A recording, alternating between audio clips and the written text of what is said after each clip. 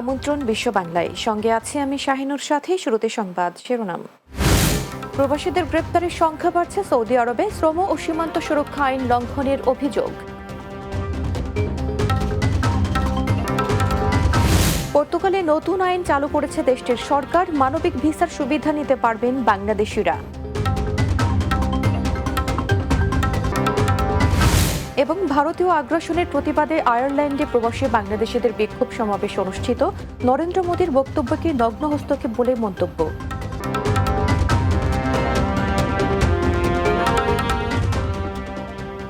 শুনছিলেন শিরোনাম, এবার বিস্তারিত। বিভিন্ন আইন লঙ্ঘনের অভিযোগে প্রতি সপ্তাহে সৌদি আরবে গ্রেপ্তার হচ্ছেন প্রবাসীরা। গত এক সপ্তাহে আবাসন, শ্রম ও সীমান্ত সুরক্ষা আইন লঙ্ঘনের দায়ে প্রায় 20,000 প্রবাসীকে গ্রেপ্তার করেছে সৌদি প্রশাসন। দেশটির স্বরাষ্ট্র মন্ত্রণালয়ের এক বিবৃতি থেকে এ তথ্য জানা গেছে। আমিরাত ভিত্তিক সংবাদ মাধ্যম গালফ নিউজ বলছে, অভিযান চালিয়ে 19,831 জনকে গ্রেপ্তার করা হয়। বিভিন্ন সরকারি সংস্থার সঙ্গে মিলে এই অভিযান চালানো হয়। আবাসন আইন ভঙ্গের দায়ে 11,358 জনকে, সীমান্ত আইন ভঙ্গের দায়ে 4,994 জনকে এবং শ্রম আইন ভঙ্গের দায়ে 3,479 জনকে গ্রেপ্তার করা হয়েছে। এছাড়া অবৈধভাবে অনুপ্রবেশের জন্য 1,303 জনকে গ্রেপ্তার করেছে সৌদি পুলিশ। অবৈধভাবে সৌদি ছাড়ার সময় 173 জনকে গ্রেপ্তার করা হয়েছে। সেই সঙ্গে অবৈধ অভিবাসীদের আশ্রয়, কর্মসংস্থান ও পরিবহন পরিষেবা প্রদানের অভিযোগে 25 জনকে গ্রেপ্তার করেছে সৌদি পুলিশ। তবে তাদের মধ্যে বাংলাদেশি কতজন তা নির্দিষ্টভাবে জানানো হয়নি। পর্তুগালে ভ্রমণ ও সেনজেন ভিসার অভিবাসন সুবিধা বন্ধের পর নতুন আইন চালু করেছে দেশটির সরকার। মানবিক ভিসা নামে চালু হওয়া এ সুযোগ নিতে পারবেন বাংলাদেশিরা। এর জন্য কিছু নির্দেশনা মেনে আবেদন করতে হবে বাংলাদেশ থেকে। আবার পর্তুগিজ কোম্পানিতে সরাসরি কাজের ভিসা ও রিটায়ারমেন্ট ভিসাও চালু রয়েছে বলে জানান অভিবাসন সংশ্লিষ্টরা। মাহমুদ রুবেলের প্রতিবেদনে বিস্তারিত। ইউরোপের দক্ষিণ পশ্চিমের আটলান্টিক পাড়ের ছোট একটি দেশ পর্তুগাল। দেশটিতে 90 দশকের পর থেকেই বাংলাদেশিদের আসা যাওয়া। সহজ শর্তে বৈধতা ও সহজ অভিবাসন নীতির ফলে দেশটি ধীরে ধীরে অভিবাসীদের নিকট স্বর্গরাজ্য হয়ে ওঠে। তবে সরকারের নতুন সিদ্ধান্তে বন্ধ করে দেয়া হয় সাধারণ সেনজেন ভিসা বা অবৈধভাবে পর্তুগাল গিয়ে বৈধ হওয়ার পথ। তবে সম্প্রতি বিশ্বের বিভিন্ন দেশে নির্যাতিত বা জীবন ঝুঁকিতে থাকা ব্যক্তিদের জন্য মানবিক ভিসা নামে একটি নতুন ভিসা চালু করেছে দেশটির সরকার। যারা পর্তুগালে মানবিক আবেদন করতে চায় বা যারা বিভিন্ন দেশে তাদের জীবনের নিরাপত্তাহীনতায় ভুগছে, তারা সরাসরি তার নিজ দেশ থেকে ভিসার আবেদন করে পর্তুগালে আসতে পারবে, যেটি আগে পর্তুগালে ছিল না। ইউরোপের কয়েকটি, সুইডেন সহ কয়েকটি দেশে আছে বলে আপনি জানেন। পর্তুগিজ কোম্পানিতে সরাসরি কাজের ভিসা নিয়েও বাংলাদেশি কর্মীদের দেশটিতে যাওয়ার সুযোগ রয়েছে বলে জানান কমিউনিটি ব্যক্তিত্ব রানা তসলিম উদ্দিন। সরাসরি জব নিয়ে পর্তুগালে আসতে পারবে, একটা জব তারা অ্যারেঞ্জ করতে পারবে যে কোনো দেশের। তারা যদি মনে করে এবং পর্তুগিজ কোনো কোম্পানি যদি তাকে অফার করে যে আমি আপনাকে এই জবটা দিলাম, তাহলে সে অ্যাম্বাসিতে ফেস করে ভিসা নিয়ে পর্তুগালে আসতে পারবে। এই পন্থাটা এখনো খোলা আছে। এছাড়া D7 বা রিটায়ারমেন্ট ভিসাতেও আবেদন করতে পারবেন বাংলাদেশিরা। D7 ভিসাটি হচ্ছে আপনার রিটায়ারমেন্ট ভিসা হিসেবে এটিকে অনেকে চিনে, বা প্যাসিভ ইনকাম ভিসা। তো রিটায়ারমেন্ট বলতে আসলে আমাদের দেশে হয়তো এখনো পর্যন্ত বুঝায়, বেশিরভাগ ক্ষেত্রে বুঝায় যে একটি নির্দিষ্ট বয়সের পরে গিয়ে রিটায়ারমেন্ট করে, সেটি 60, 62 বা 65। কিন্তু বর্তমান যে মডার্ন যে কনসেপ্ট, সেখানে কিন্তু আসলে রিটায়ারমেন্টের কোনো বয়স নেই। আমরা ওয়েস্টার্ন ওয়ার্ল্ডে দেখতেছি যে 30 বছর বয়সে মানুষ রিটায়ারমেন্টের ঘোষণা দিচ্ছে, 40-তে ঘোষণা দিচ্ছে, 50-তে ঘোষণা দিচ্ছে। আসলে একজন মানুষ যখন মনে করে যে তার আর কাজ করার দরকার নেই, তার যেই প্রপার্টি বা তার যে অ্যাসেট রয়েছে সেখান থেকে যে ইনকাম আসবে সেটি দিয়ে সে চলতে পারবে, তখন অনেকেই কিন্তু নিজেকে রিটায়ারি হিসেবে ডিক্লেয়ার করে। Mahmud Rubel, Bangla TV, news desk. বাংলাদেশিদের অভিবাসন প্রক্রিয়া সহজ করতে ডিজিটাল প্ল্যাটফর্ম আমি প্রবাসী এবং লার্নিং প্ল্যাটফর্ম শিখো একসঙ্গে কাজ শুরু করেছে। দক্ষতা বৃদ্ধি ও জ্ঞান অর্জনের জন্য এখন থেকে শিক্ষার প্ল্যাটফর্মে বিশেষ কোর্স করার সুযোগ পাবেন অভিবাসন প্রত্যাশী ও প্রবাসী কর্মীরা।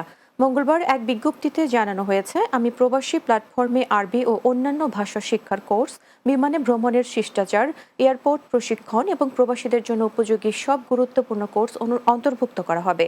শিক্ষার অন্যান্য কোর্স ও প্রশিক্ষণমূলক ভিডিও আমি প্রবাসীর অ্যাপ ও ওয়েবসাইটে পাবেন ব্যবহারকারীরা। ফলে অভিবাসন প্রক্রিয়া আধুনিকায়নের মাধ্যমে খরচ কমানো এবং দক্ষ অভিবাসী তৈরির পথে আরও এক ধাপ এগিয়ে যাবে বাংলাদেশি অ্যাপটি। বাংলাদেশে ভারতের আগ্রাসন, আগরতলার বাংলাদেশ উপ হাইকমিশনে হামলা ও ভারতীয় গণমাধ্যম জুড়ে বাংলাদেশ বিরোধী অপপ্রচারের প্রতিবাদে আয়ারল্যান্ডে বিক্ষোভ সমাবেশ অনুষ্ঠিত হয়েছে। আয়ারল্যান্ড প্রতিনিধি মাহিদুল ইসলাম সবুজ জানান, we are Bangladeshi in Ireland এর ব্যানারে রাজধানী ডাবলিনের ভারতীয় দূতাবাসের সামনে এই বিক্ষোভ সমাবেশ অনুষ্ঠিত হয়। এতে নারী পুরুষ সহ দেশটির বিভিন্ন শহর থেকে আসা প্রবাসী বাংলাদেশিরা যোগ দেন।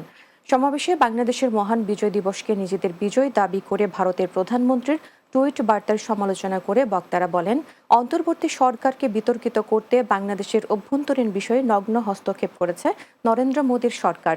এ সময় ভারতীয় দূতাবাসের মাধ্যমে আইরিশ বংশোদ্ভূত বাংলাদেশিদের পক্ষ থেকে ভারত সরকারকে স্মারকলিপি প্রদান করতে চাইলে তা গ্রহণ না করেনি দেশটির দূতাবাস। মানববন্ধনে উপস্থিত ছিলেন হামিদুল নাসির, কবির আহমেদ, শামসুল হক, আব্দুল মান্নান, আক্তার হোসেন, আনোয়ারুল হক, জসিম উদ্দিন ও জাকারিয়া প্রধান সহ অনেকে। ইন্ডিয়াকে হুঁশিয়ারি উচ্চারণ করে বলতে চাই, যদি আর একটি মিথ্যে নিউজ বাংলাদেশ সম্পর্কে পরিবেশন করা হয়, বাংলাদেশের আভ্যন্তরীণ শান্তি বিনষ্ট করা হয়, বাংলাদেশের বর্ডারে যদি বাংলাদেশের আর একটি জনসাধারণকে গুলি করে হত্যা করা হয়, তাহলে বাংলাদেশ ওই ইন্ডিয়ার বিরুদ্ধে যুদ্ধ ঘোষণা করে দেখিয়ে দিবে বাংলাদেশ একটি বাঘা বাঙালি। একটি স্মারকলিপি দিতে আমরা অত্যন্ত দুঃখের সাথে জানাচ্ছি যে আমরা ভারতের গেটের সামনে দাঁড়িয়ে আছি, এম্বাসির গেটের সামনে দাঁড়িয়ে আছি। তারা একজন অফিসার এসে আমাদের এখানে লোকাল পুলিশ অফিসারকে বলেছে যে তারা আমাদের হাত থেকে কোনো কাগজ নেবে না, তারা আমাদের ইমেলের মাধ্যমে নেবে। তা আমরা জানি না, we don't know what's happen. বিশ্ব বাংলায় নিচ্ছি বিরতি। ফিরে আসার পর অন্যান্য সংবাদের সাথে আরো যা থাকছে। বিভিন্ন জেলা উপজেলায় অভিবাসী দিবস পালিত, প্রবাসীদের সমস্যা সমাধানের জোর দাবি।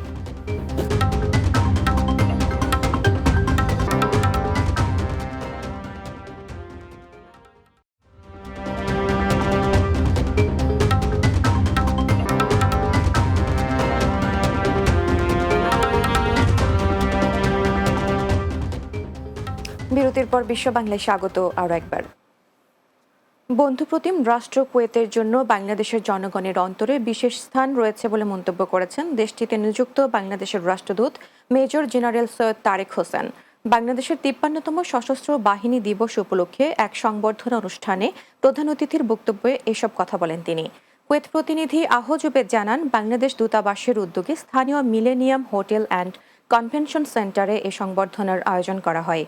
দূতাবাসের defence attaché brigadier general Rakibul Karim চৌধুরীর পরিচালনায় এতে স্বাগত বক্তব্য রাখেন ব্রিগেডিয়ার জেনারেল রাকিবুল করিম চৌধুরী। এ সময় তিনি বলেন, বাংলাদেশের আর্থ সামাজিক উন্নয়ন, দুর্যোগ মোকাবিলা, জাতিসংঘ শান্তিরক্ষী মিশন এবং কুয়েত পুনর্গঠনে বাংলাদেশ সশস্ত্র বাহিনীর অবদান অনস্বীকার্য। অনুষ্ঠানে বিশেষ অতিথি ছিলেন মেজর জেনারেল আহমদ রাশেদ আল শানফা সহ দেশটির প্রবাসী বাংলাদেশি কমিউনিটির নেতৃবৃন্দ। I'm from Kuwait. Nice to engage in this place. I very have a fun. Thank you for inviting us for the armed forces of Bangladesh.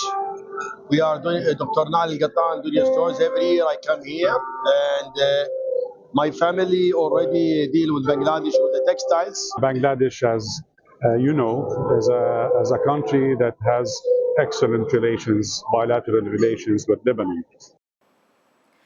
প্রবাসীর অধিকার আমাদের অঙ্গীকার এই প্রতিপাদ্যে নোয়াখালীতে আন্তর্জাতিক অভিবাসী দিবস ও জাতীয় প্রবাসী দিবস পালিত হয়েছে। বুধবার বেগমগঞ্জ উপজেলা প্রশাসন ও ব্র্যাক মাইগ্রেশন প্রোগ্রাম র্যালি এবং আলোচনা সভার অনুষ্ঠিত হয়। মাইগ্রেশন ফোরাম বেগমগঞ্জ উপজেলা শাখার সভাপতি গোলাম মহিউদ্দিন নসুর সভাপতিত্বে এতে প্রধান অতিথি ছিলেন উপজেলা নির্বাহী অফিসার আরিফুর রহমান। এ সময় উপজেলা সমাজসেবা অফিসার নাসরুল্লাহ আল মাহমুদ, সহকারী শিক্ষা মাধ্যমিক শিক্ষা অফিসার জহিরুল ইসলাম, মাইগ্রেশন ফোরামের সহসভাপতি ও বাংলা টিভির নোয়াখালী প্রতিনিধি ইয়াকুব নবী ইমন এবং ব্র্যাকের বেগমগঞ্জ সমন্বয়ক সাখাওয়াত হোসেন সহ আরও অনেক উপস্থিত ছিলেন।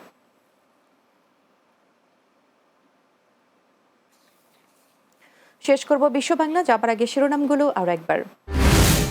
প্রবাসীদের গ্রেপ্তারের সংখ্যা বাড়ছে সৌদি আরবে, শ্রম ও সীমান্ত সুরক্ষা আইন লঙ্ঘনের অভিযোগ। পর্তুগালে নতুন আইন চালু করেছে দেশটির সরকার, মানবিক ভিসার সুবিধা নিতে পারবেন বাংলাদেশিরা।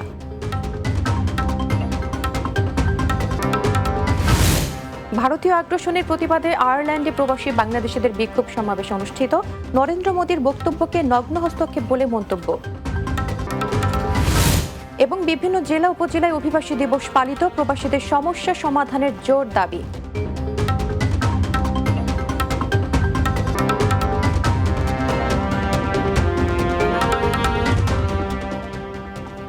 দর্শক, এই ছিল বিশ্ব বাংলায়। এতক্ষণ সঙ্গে থাকার জন্য ধন্যবাদ সবাইকে।